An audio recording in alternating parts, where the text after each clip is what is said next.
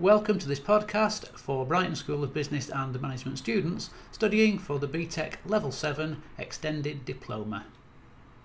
For this unit you'll need to satisfy the criteria exactly as laid down in the assignment brief and as described here, but you should wherever possible use examples from the strategic HR management activity taking place in your own organisation and business sector, as well as showing evidence of having studied the unit topics in depth and breadth by referring where appropriate to relevant models, theories and established best practices.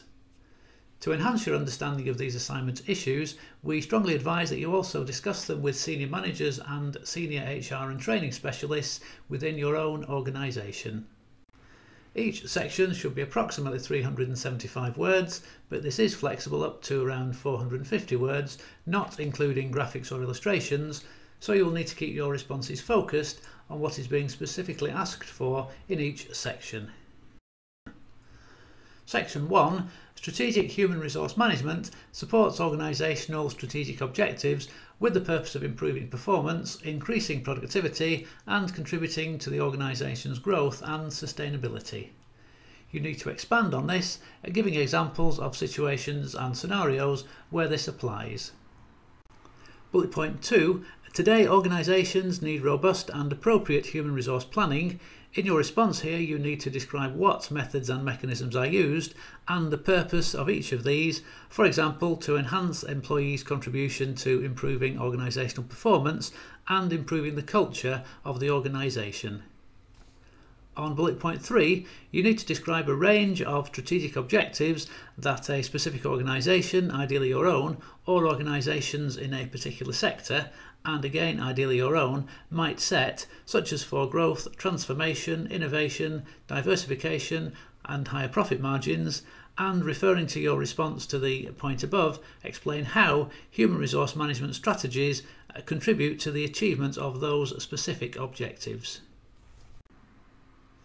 Section 2. There is a range of business factors that underpin and support the need for human resource planning, such as those linked to location, labour markets and technological changes. You'll need to discuss how these factors influence and impact on the human resource planning activities.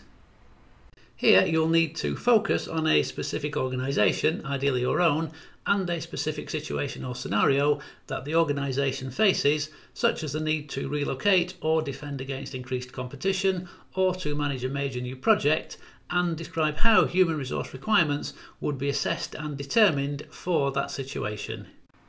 You should refer to analytical, evaluation and development techniques in your response. On bullet point 3, you'll need to focus on a specific organisation, ideally your own, and prepare an outline strategic human resources plan for that organisation. You'll need to cover at least 3 years, a suitably strategic period, showing in outline timescales, stages, resources and objectives and outcomes. Finally, referring to the plan that you have developed for the previous bullet point, you'll need to critically evaluate, that is, describe in detail how that plan will or should contribute to the organisation's achievement of its objectives.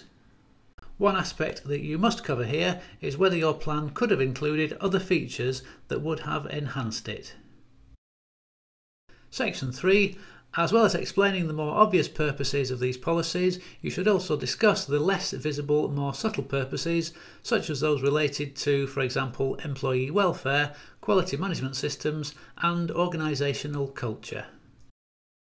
Just as asked, you will need to describe briefly the main legislation and regulations that apply to all organisations, such as those related to working conditions, employee welfare, pay levels, discrimination, employee rights and so on, and then discuss the impact, the constraints or the benefits that these have on the content and intent of human resource policies.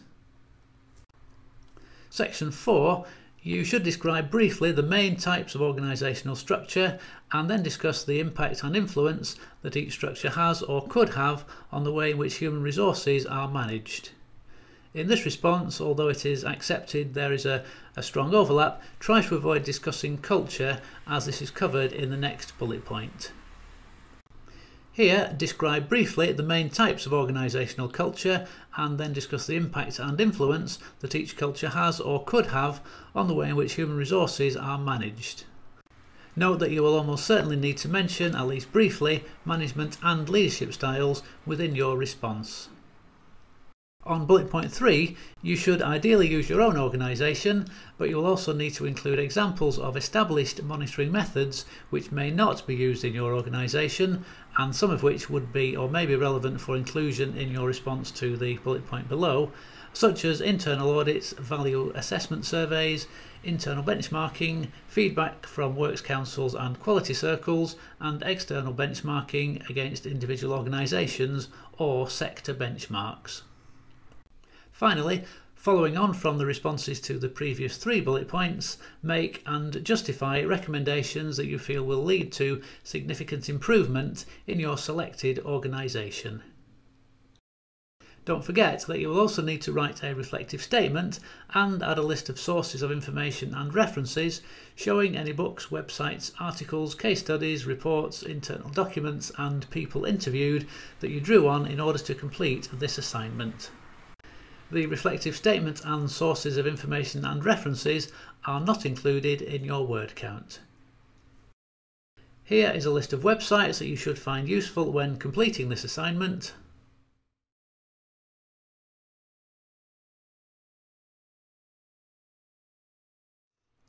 And if you need any further help or assistance with this assignment, please contact your tutor.